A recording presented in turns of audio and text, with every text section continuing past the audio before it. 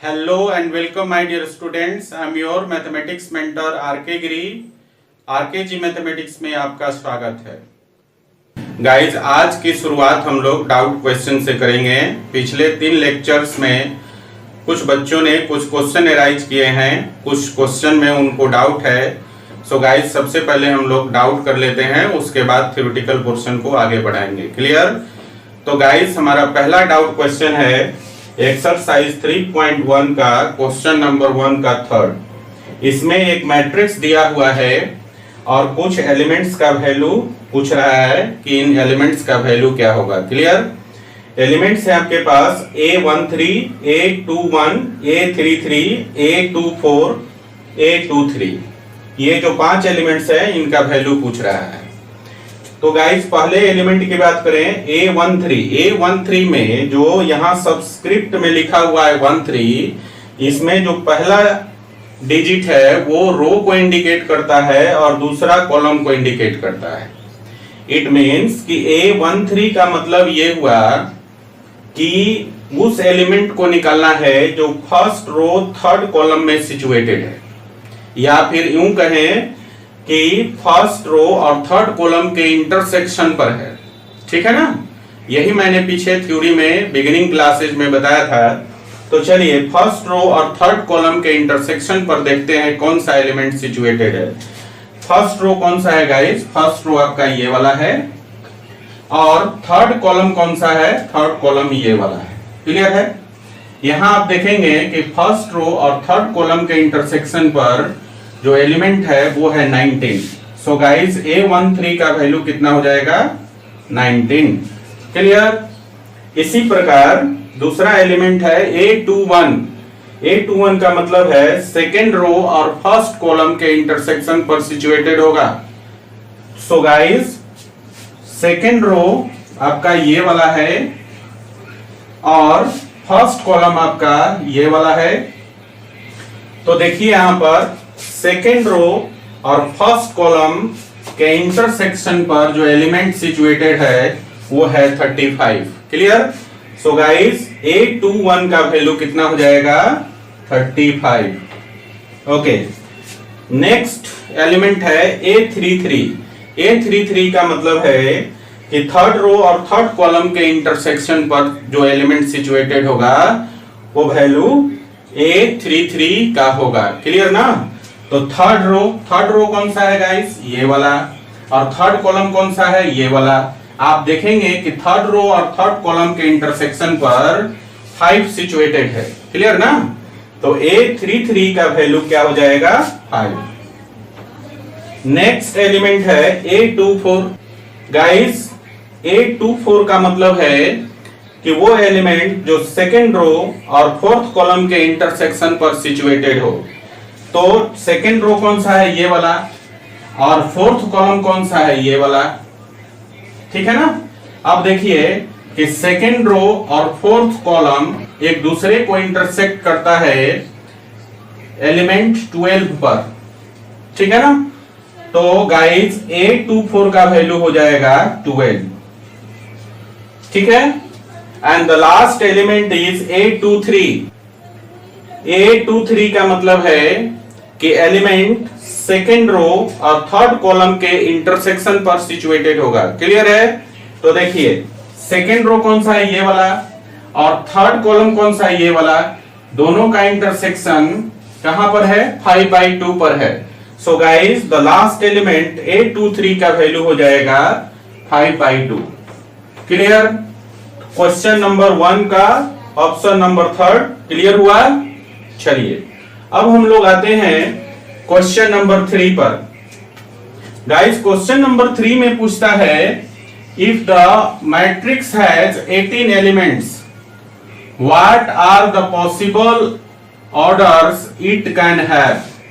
मैंने total possible order की चर्चा की थी, तो उसमें हमने बताया था कि नंबर ऑफ एलिमेंट्स जो दिया हुआ है उसको आप ऑल पॉसिबल फैक्टर्स में तोड़ दीजिए और जितनी फैक्टर की संख्या होगी वो आपका मैट्रिक्स की ऑल पॉसिबल ऑर्डर्स होंगे। क्लियर है ना? तो यहां पर गाइस टोटल एलिमेंट्स की संख्या कितनी है? 18। क्लियर है? 18 को आप सारे पॉसिबल फैक्टर्स में तोड़ दीजिए तो आप लिख सकते हैं 1 इंटू 18, फिर आप इसको लिख सकते हैं 2 इंटू 9, फिर आप इसको लिख सकते हैं 3 इंटू 6, फिर इसी को आप लिख सकते हैं 6 इंटू 3, फिर इसको लिख सकते हैं 9 इंटू 2 और फिर इसको लिख सकते हैं 18 इंटू 1। ठीक है? तो आपने देखा कि यहां पर टोटल पॉसिबल फैक्टर्स है 1 2 3 4 5 6।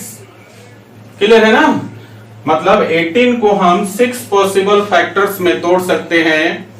So guys total possible order matrix का हो जाएगा 6। ठीक है ना? सो देयरफॉर आप बोल सकते हैं कि टोटल पॉसिबल ऑर्डर्स की वैल्यू हो गई 6। क्लियर है? इसी प्रकार फिर से आपसे पूछ रहा है कि अगर एलिमेंट की संख्या 5 हो तो कितने पॉसिबल ऑर्डर होंगे? तो आप फिर से क्या करेंगे कि आप 5 को फैक्टर कर दीजिए। तो गाइस 5 को हम लोग कितने फैक्टर में लिख सकते हैं? 1 इंटू 5 एंड 5 इंटू 1। क्लियर है ना? तो यहां पर टोटल फैक्टर्स कितने होंगे 5 के? 2। तो अगर उस मैट्रिक्स में 5 एलिमेंट हो तो उसकी टोटल पॉसिबल ऑर्डर हो जाएंगी 2। क्लियर? सो गाइस एलिमेंट की संख्या 5 होने के केस में टोटल पॉसिबल ऑर्डर हो जाएगा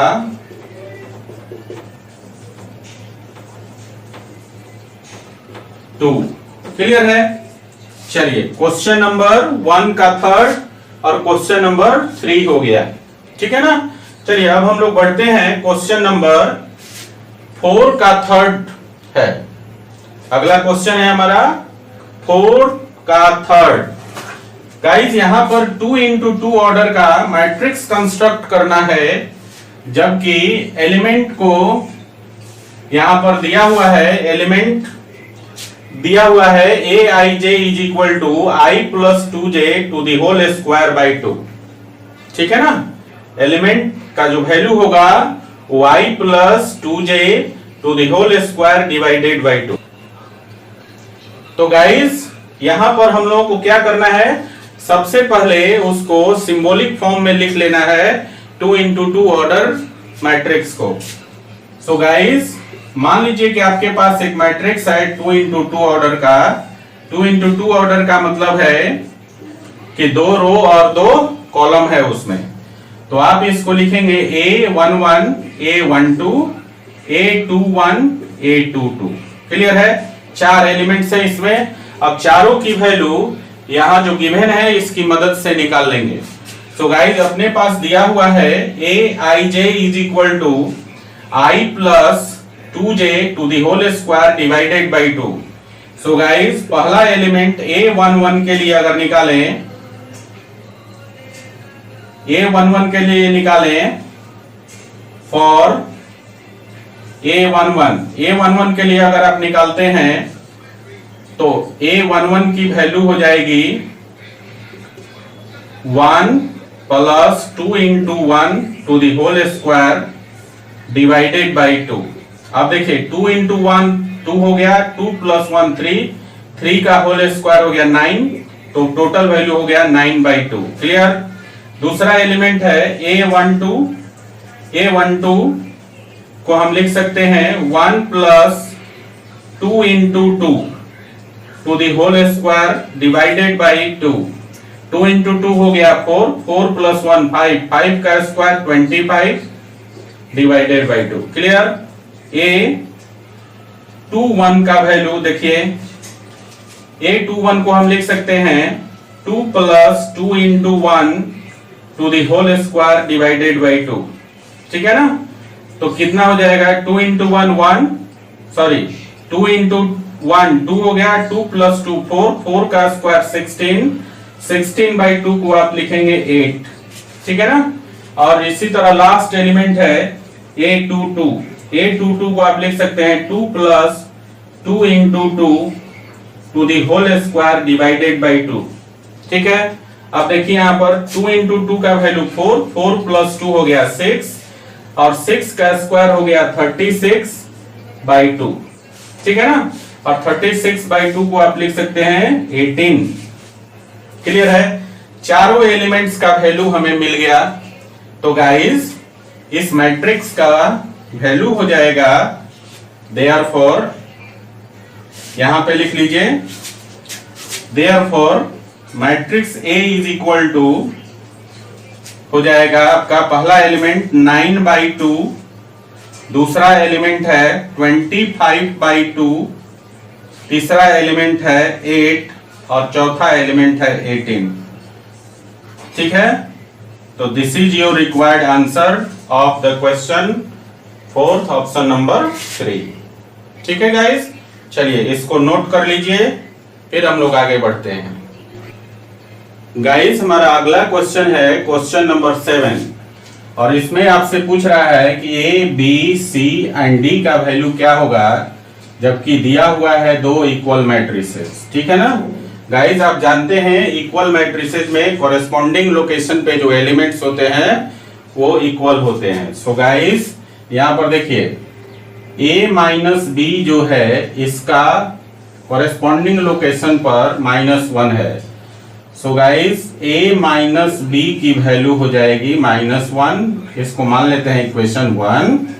इसी तरह से यहाँ देखिए 2A माइनस B जो दिया है इसके कॉरेस्पॉन्डिंग लोकेशन पर क्या है 0, तो दूसरा इक्वेशन हो जाएगा 2A minus B is equal to 0, ये दूसरा इक्वेशन हो गया। इसी प्रकार यहाँ देखिए 2A माइनस C का जो लोकेशन है इसके कॉरेस्पॉन्डिंग लोकेशन पर 5 है, तो आप लिखेंगे 2A + C is equal to 5, this is equation number 3। And 3C + D के कॉरेस्पॉन्डिंग लोकेशन पर है 13, तो नेक्स्ट इक्वेशन हो जाएगा 3C + D is equal to 13। Clear है, ये 4th इक्वेशन हो गया आपका। अब हम लोग यहाँ पे जब आप सॉल्व करेंगे, now solving equation 1 and 2 we get A is equal to 1 and B is equal to 2। A और B की वैल्यू यहां से निकल जाएगी, A की वैल्यू 1 और B की वैल्यू 2। गाइस इन दोनों इक्वेशन को सॉल्व करना तो आप जानते ही होंगे, ये लीनियर इक्वेशंस हैं और इसे आप 10th क्लास में ऑलरेडी पढ़ चुके हैं। सो गाइज इनको आप सॉल्व करेंगे तो आपके पास दो वैल्यू आएगी, A की वैल्यू 1 और B की वैल्यू 2, ठीक है ना। चलिए इसी प्रकार अब A और B की वैल्यू मिल गई, तो देखिए यहाँ पर इक्वेशन नंबर, तो देखिए यहाँ पर इक्वेशन नंबर 3 में अगर हम A की वैल्यू डाल दें तो हमें C की वैल्यू प्राप्त हो जाएगी। A की वैल्यू कितना है 1, और यहाँ पर A के जगह 1 डाल देंगे तो आपका C का वैल्यू कितना हो जाएगा 3। सो गाइस C का वैल्यू हो जाएगा 3। एंड यहाँ देखिए इक्वेशन नंबर 4 में C की वैल्यू डाल दीजिए, क्योंकि हमारे पास अब निकालने को बच गया है D, और यहाँ 3C + D is equal to 13 है और C ऑलरेडी हम निकाल चुके हैं 3, तो C का वैल्यू यहाँ पर 3 डाल देंगे तो D की वैल्यू हो जाएगी 4। क्लियर है ना। तो हमारे चारों वैल्यूज निकल गए, A का वैल्यू 1, B का वैल्यू 2, C का वैल्यू 3 एंड D का वैल्यू 4। क्लियर है। चलिए गाइस अगला क्वेश्चन है अपना, यहाँ पर x और y का वैल्यू निकालना है जबकि आपके पास दो इक्वल मैट्रिसेस गिवन है और 4 ऑप्शन दिया हुआ है। ये आपका ऑब्जेक्टिव क्वेश्चन है एनसीईआरटी में, क्वेश्चन नंबर 9, ठीक है ना। x और y का वैल्यू निकालना है, ये दो इक्वल मैट्रिसेस गिवन है और 4 ऑप्शन दिया है, बताना है कि इसमें कौन सा ऑप्शन सही है। फिर वही इक्वल मैट्रिसेज का कंसेप्ट यूज करेंगे हम लोग। तो देखिए ध्यान से, 3x + 7 के कॉरस्पॉन्डिंग लोकेशन पर है 0, तो हम लिख सकते हैं 3x + 7 = 0। सो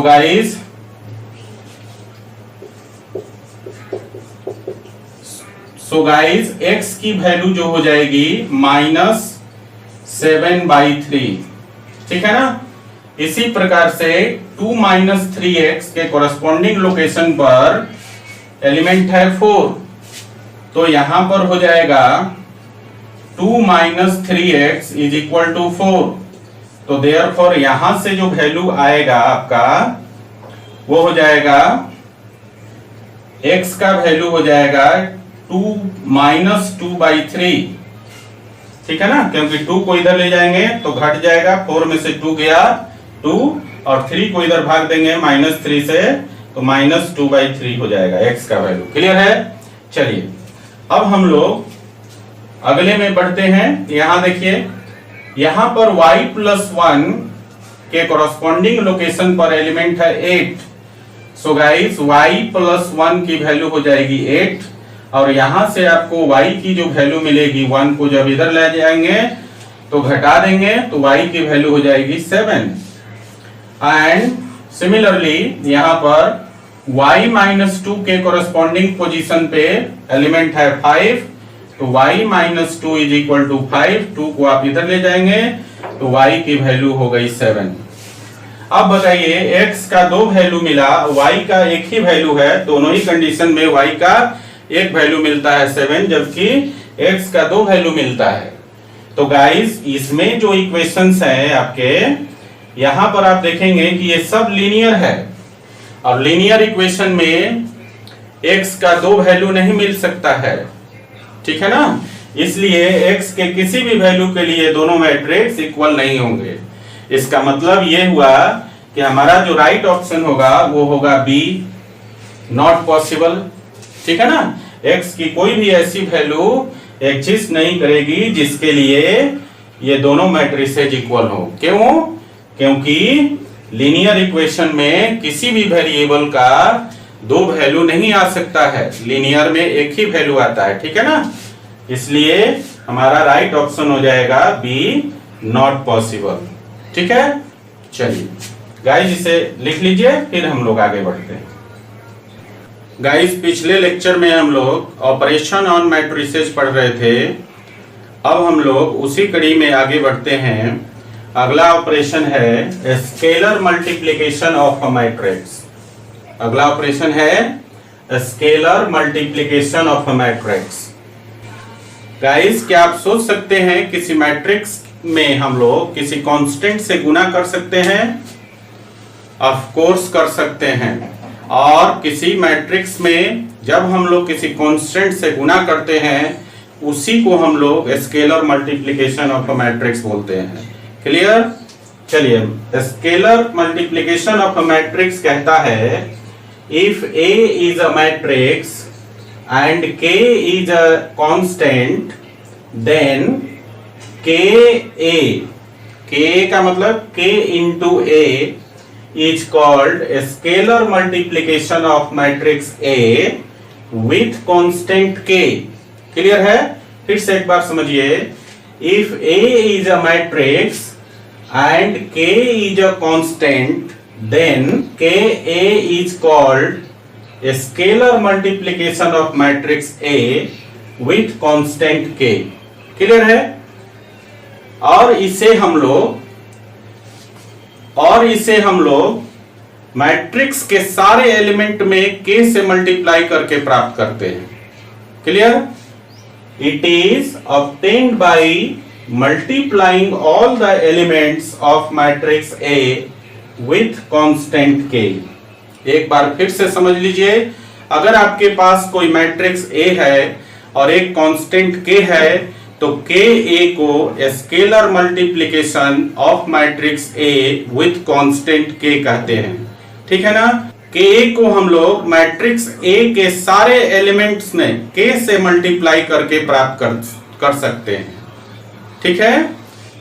के को हम लोग मैट्रिक्स ए के सारे एलिमेंट में मल्टीप्लाई करके प्राप्त करते हैं। ठीक है ना, इसे हम लोग एग्जाम्पल से समझने का प्रयास करते हैं। मान लीजिए हमारे पास एक मैट्रिक्स ए है और इसमें एलिमेंट्स है 2 3 4 5। ठीक है, मान लीजिए गाइस कि हमें अब निकालना है 3a का वैल्यू। 3a का मतलब है कि मैट्रिक्स ए में कांस्टेंट 3 से मल्टीप्लाई करना है, और अभी हमने बताया कि जिस कांस्टेंट से मल्टीप्लाई करना है उसे हम लोग मैट्रिक्स के प्रत्येक एलिमेंट में मल्टीप्लाई करके प्राप्त करते हैं।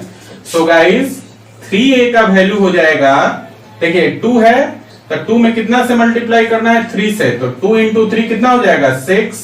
इसी तरह 3 में 3 से मल्टीप्लाई करेंगे तो हो जाएगा 9। इसी प्रकार 4 में 3 से मल्टीप्लाई करेंगे हो जाएगा 12। फिर 5 में 3 से मल्टीप्लाई करेंगे तो हो जाएगा 15। चलिए एक और एग्जांपल देखते हैं। फिर से आप लेट कर लीजिए, एक मैट्रिक्स बी है और इसमें एलिमेंट है 1 2 3 4 5 6। क्लियर। अब हमें निकालना है 5b का वैल्यू। यहां पर मैट्रिक्स बी में कांस्टेंट 5 से मल्टीप्लाई करना है। ठीक है ना, और इसे हम कैसे प्राप्त कर सकते हैं, मैट्रिक्स बी के प्रत्येक एलिमेंट में 5 से मल्टीप्लाई करके प्राप्त कर सकते हैं। ओके, तो चलिए हम लोग निकालते हैं इसका वैल्यू। तो गाइस यहाँ पर पहला एलिमेंट 1 है, उसमें कितना से मल्टीप्लाई करना है 5 से, तो 5 इंटू 1 हो गया 5।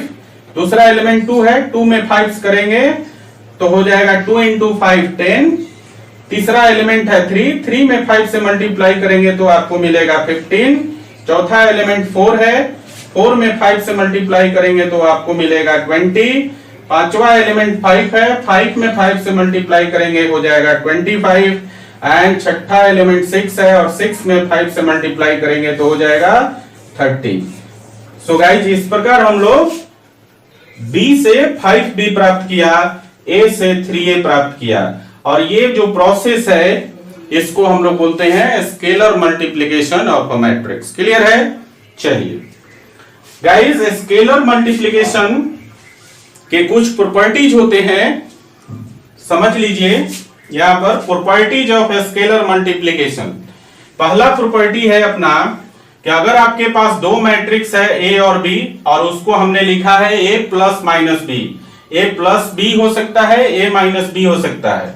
अगर इसमें किसी कांस्टेंट से मल्टीप्लाई करेंगे तो कांस्टेंट दोनों मैट्रिक्स में मल्टीप्लाई हो जाएगा। मतलब आप लिख सकते हैं ए प्लस माइनस बी इंटू के को आप लिख सकते हैं के ए प्लस माइनस के बी। क्लियर है गाइस। इसी प्रकार अगर आपके पास दो कांस्टेंट है एम और एन और उसमें हम किसी मैट्रिक्स से गुना किए हैं तो ये जो मैट्रिक्स है वो दोनों कांस्टेंट में मल्टीप्लाई हो जाएगा। ठीक है। So guys m plus minus n into A को हम लिख सकते हैं M A plus minus N A. Clear है गाइस। इसी प्रकार तीसरा जो है हमारे पास, जो तीसरा प्रॉपर्टी है वो है दो यहां पर कांस्टेंट है और एक मैट्रिक्स है। हमने क्या किया, एक कांस्टेंट को बाहर रखा है, दूसरे कांस्टेंट से हमने मैट्रिक्स को मल्टीप्लाई किया है। आप इसको दूसरे कांस्टेंट को बाहर रखकर पहले कांस्टेंट से भी मल्टीप्लाई कर देंगे तो रिजल्ट सेम हो जाएगा। इसी प्रकार आप दोनों कांस्टेंट को पहले मल्टीप्लाई कर लीजिए और फिर उस मैट्रिक्स में मल्टीप्लाई कर दीजिए तो भी रिजल्ट पे कोई फर्क नहीं पड़ेगा। तो तीसरा प्रॉपर्टी आपको समझ में आ गई होगी गाइस। चौथा प्रॉपर्टी है कि अगर कांस्टेंट जो है हमारा नेगेटिव है और मैट्रिक्स ए में मल्टीप्लाई करना है तो आप इसको माइनस के इंटू ए को आप के इंटू माइनस ए भी लिख सकते हैं या फिर माइनस के ए लिख सकते हैं। क्लियर है ना। चलिए जो अगला प्रॉपर्टी है 5th नंबर, वो आपका नेगेटिव ऑफ मैट्रिक्स से जुड़ा हुआ है। ठीक है ना। वहां पर नेगेटिव ऑफ मैट्रिक्स में मैंने बताया था कि किसी भी मैट्रिक्स का नेगेटिव आप उसके एलिमेंट्स का साइन चेंज करके निकाल सकते हैं। जब आप matrix scalar multiplication of matrix पढ़ लेते हैं तो नेगेटिव ऑफ मैट्रिक्स निकालने का एक नया कॉन्सेप्ट डेवलप हो जाता है, और वो क्या है कि किसी भी मैट्रिक्स का नेगेटिव आप उसके प्रत्येक एलिमेंट में -1 से मल्टीप्लाई करके निकाल सकते हैं। -1 क्या है? कांस्टेंट। तो यहां स्केलर मल्टीप्लिकेशन के केस में आ जाएगा, ठीक है ना। तो हमने यहां लिखा है if all the elements of matrix A is multiplied by -1 then we will get -a। -a क्या है? Negative of matrix A, that is negative of matrix A. Clear है ना। तो एक बात आपको यहां पर समझ में आया कि किसी भी मैट्रिक्स का नेगेटिव मैट्रिक्स निकालना है तो आप क्या करेंगे? उस मैट्रिक्स के प्रत्येक एलिमेंट को -1 से मल्टीप्लाई कर देंगे। क्लियर है। तो नेगेटिव मैट्रिक्स निकालने का आपके पास दो कंसेप्ट हो गया। एक तो ये कि उस मैट्रिक्स के जितने भी एलिमेंट है उसके साइन को आप चेंज कर दीजिए, और दूसरा ये कि उस मैट्रिक्स के प्रत्येक एलिमेंट को -1 से मल्टीप्लाई कर दीजिए। ठीक है, ओके। चलिए इसे लिख लीजिए। गाइस, अपना अगला ऑपरेशन है मैट्रिक्स मल्टीप्लिकेशन। इसमें हम लोग दो या दो से अधिक मैट्रिसेस को मल्टीप्लाई करते हैं, परंतु मैट्रिक्स मल्टीप्लिकेशन का एक कंडीशन होता है। अगर मान लीजिए आपके पास दो मैट्रिसेज है ए और बी, तो आप ए बी तभी निकालेंगे जब मैट्रिक्स ए के नंबर ऑफ कॉलम्स की संख्या मैट्रिक्स बी के रोज की संख्या के बराबर हो। ठीक है, एक बार फिर से समझिए। अगर आपके पास दो मैट्रिसेज है, matrix A and matrix B, तो आप ए बी तभी निकालेंगे जब ए में कॉलम्स की संख्या मैट्रिक्स बी में रोज की संख्या के बराबर हो। ठीक है ना।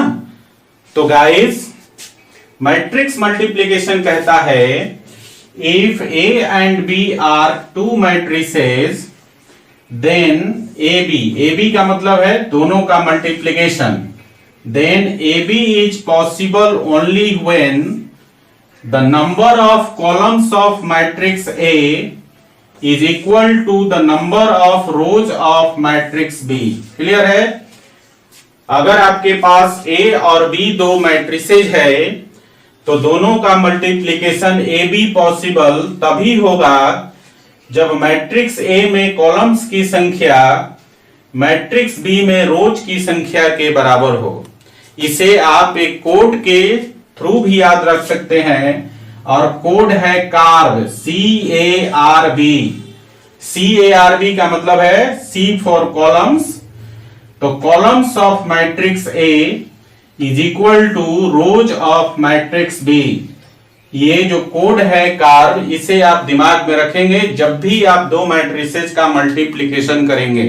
क्लियर। एक बार फिर से समझिए कोड को। कोड है हमारे पास कार्ब, CARB। इसका मतलब है columns of matrix A is equal to rows of matrix B.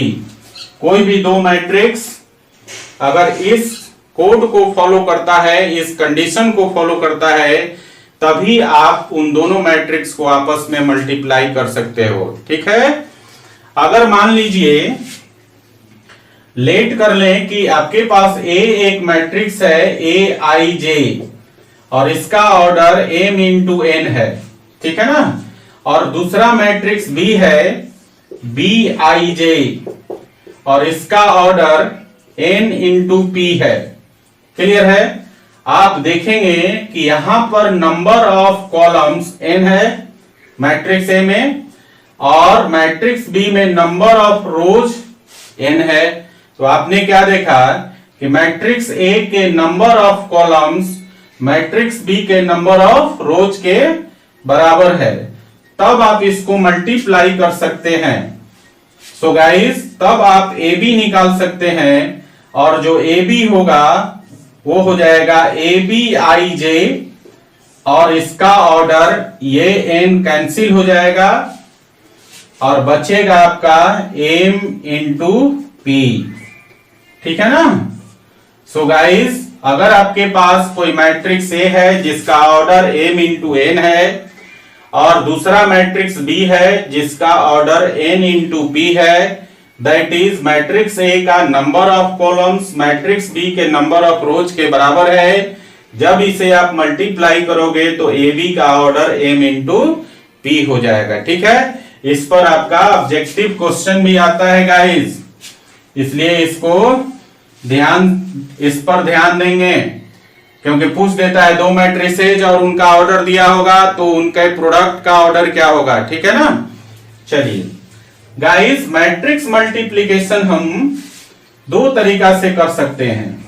ठीक है ना।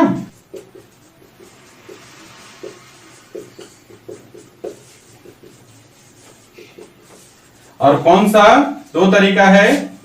रो बाय कॉलम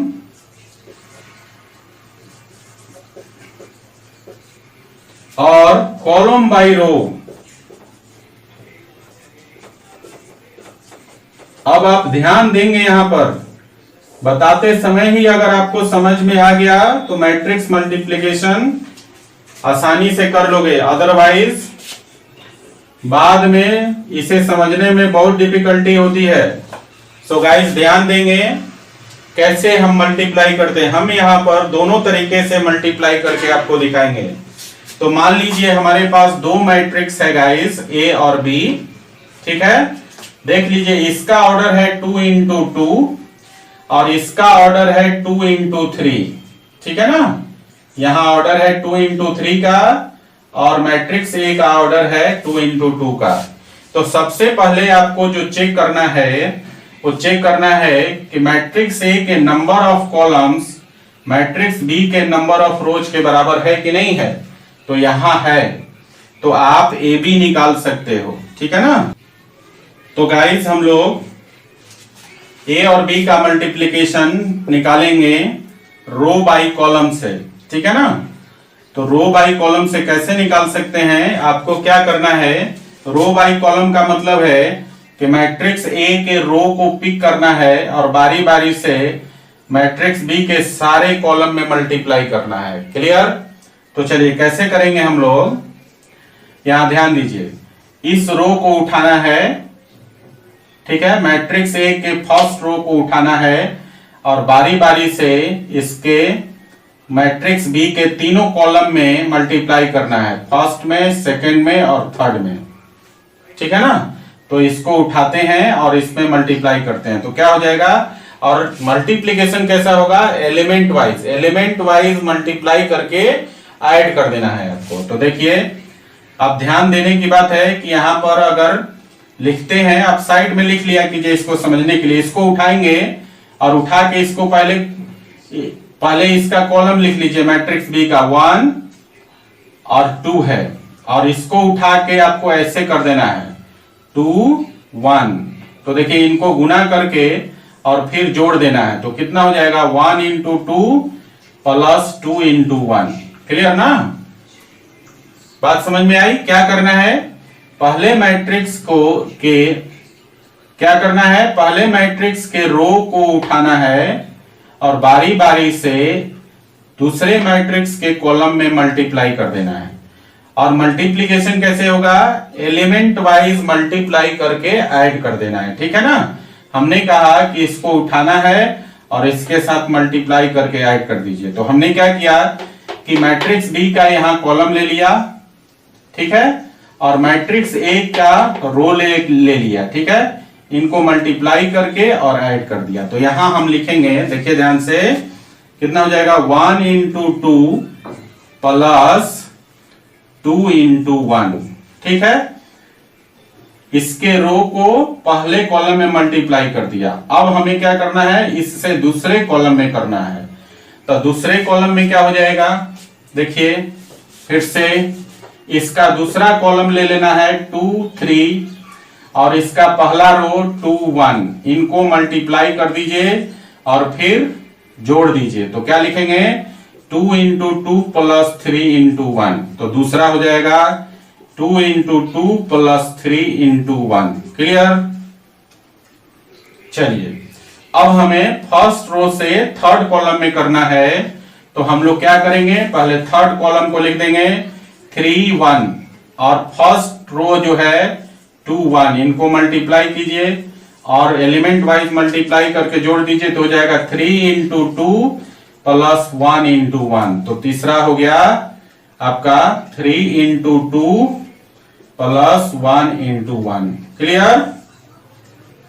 तो फर्स्ट रो से तीनों कॉलम में हमने मल्टीप्लाई किया। अब हमारे पास इसका दूसरा रो बचता है और फिर से दूसरे रो को उठाएंगे और इसके तीनों कॉलम में बारी बारी से गुना करेंगे इन द सिमिलर फैशन जैसा हमने पहले किया। ठीक है ना।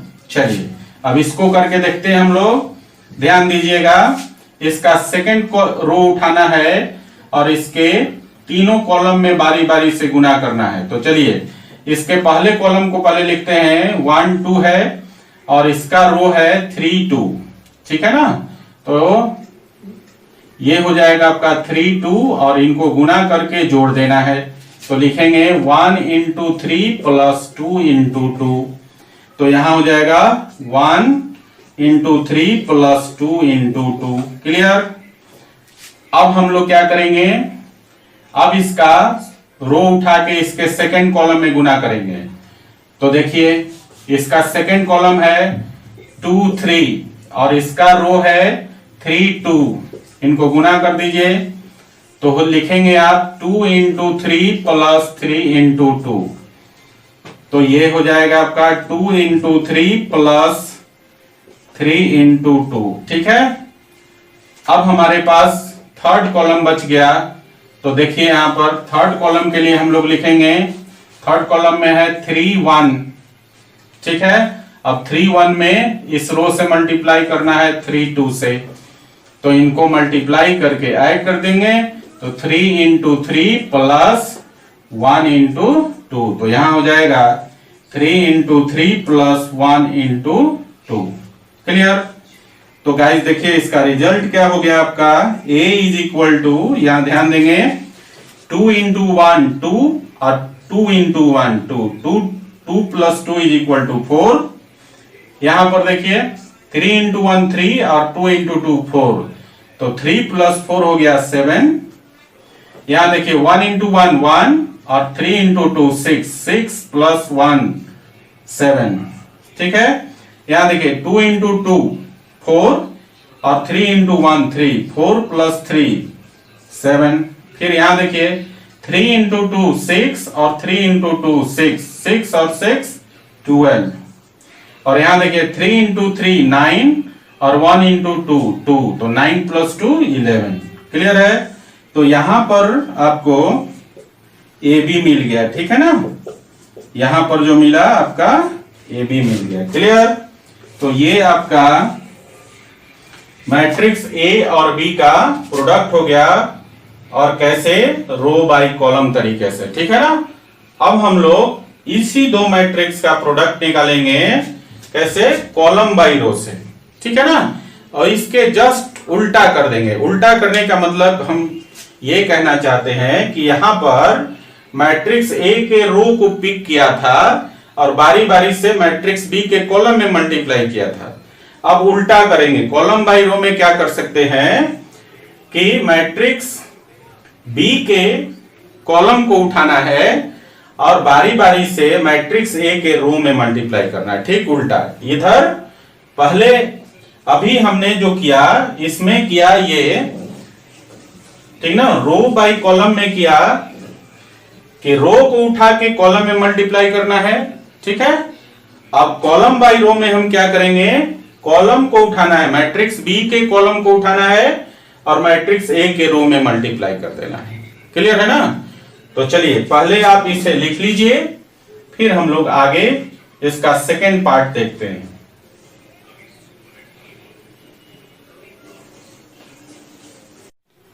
तो चलिए गाइस अगला तरीका है कॉलम बाय रो। ठीक है ना। कॉलम बाय रो में क्या करेंगे, मैट्रिक्स बी के कॉलम को उठाना है, बारी बारी से मैट्रिक्स ए के रोज में गुना करना है। ठीक है। तो इसका पहला कॉलम है, साथ के साथ करते चलेंगे हम लोग। इसका पहला कॉलम है 1 2, है ना। और इसका फर्स्ट रो है 2 1। ठीक है। इसको मल्टीप्लाई करके ऐड कर देना है। ठीक है ना। तो कितना हो जाएगा 1 इंटू 2, यहां पर देखिए 1 इंटू 2 प्लस 2 इंटू 1। क्लियर। तो यहां पर लिखेंगे 1 इंटू 2 प्लस 2 into 1। ठीक है, चलिए आगे बढ़ते हैं हम लोग। इसके फर्स्ट कॉलम से अब सेकेंड रो में मल्टीप्लाई करेंगे।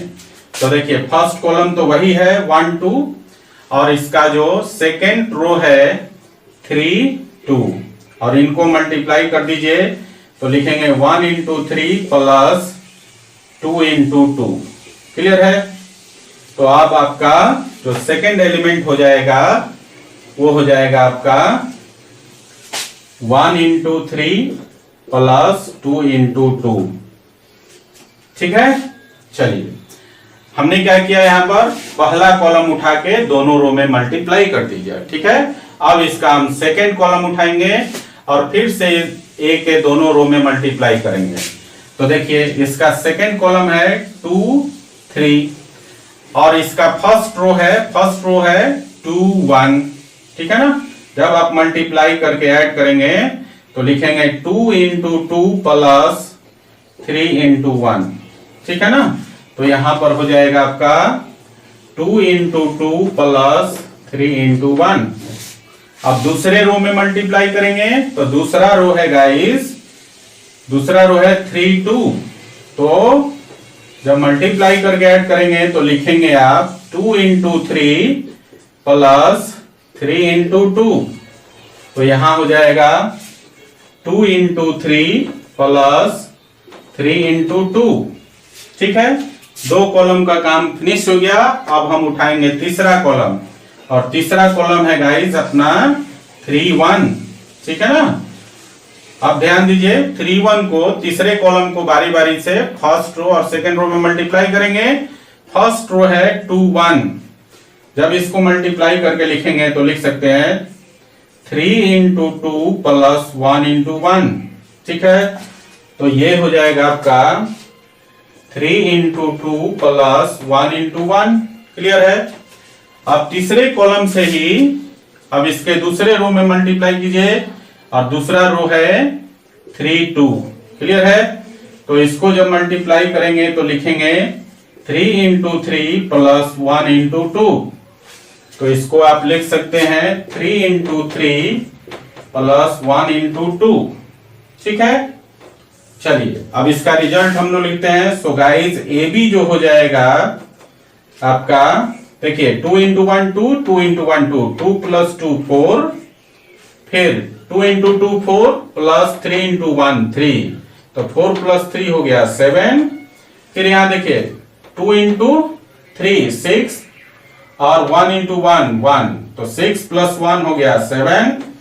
फिर यहां देखिए 1 into 3 प्लस 2 into 2, तो 4 plus 3 हो गया 7।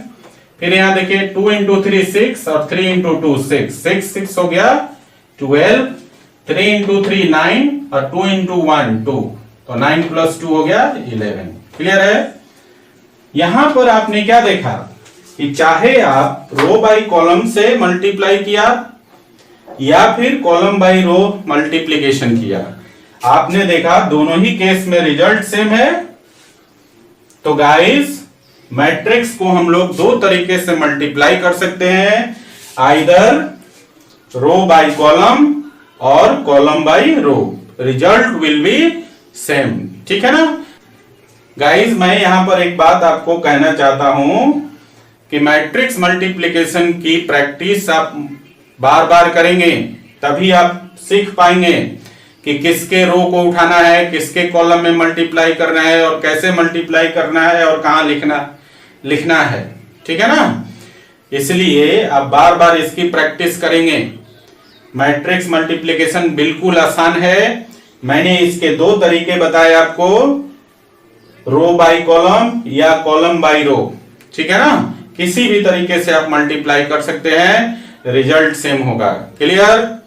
चलिए अब यहां पर एक बात और भी ध्यान देने की बात है कि यहां देखिए पहले मैट्रिक्स ए का ऑर्डर था 2 into 2, और दूसरे का ऑर्डर था 2 into 3। ठीक है ना, मैंने कहा था कि ये जो सेम नंबर है रोज और कॉलम के, ये कैंसिल हो जाएगा और जो बचेगा वही ऑर्डर होगा प्रोडक्ट का। तो देखिए इसका ऑर्डर कितना हो जाएगा 2 into 3। अब ध्यान दीजिए तो क्या ये 2 into 3 ऑर्डर मैट्रिक्स है ये भी?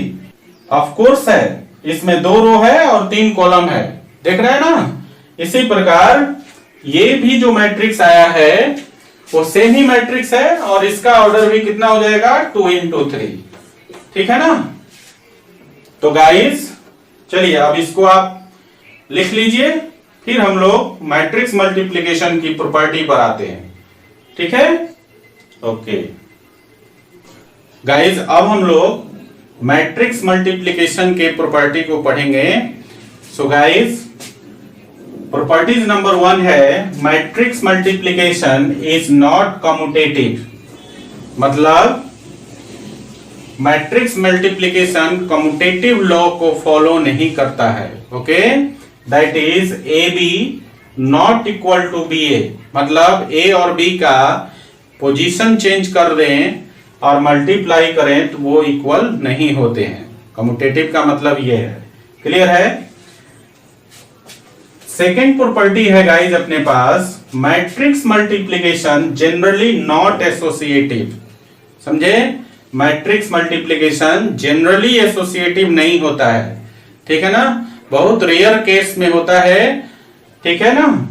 सो गाइस हम लोग इसको लिखते हैं that is a into B C not equal to A B into C, ठीक है ना।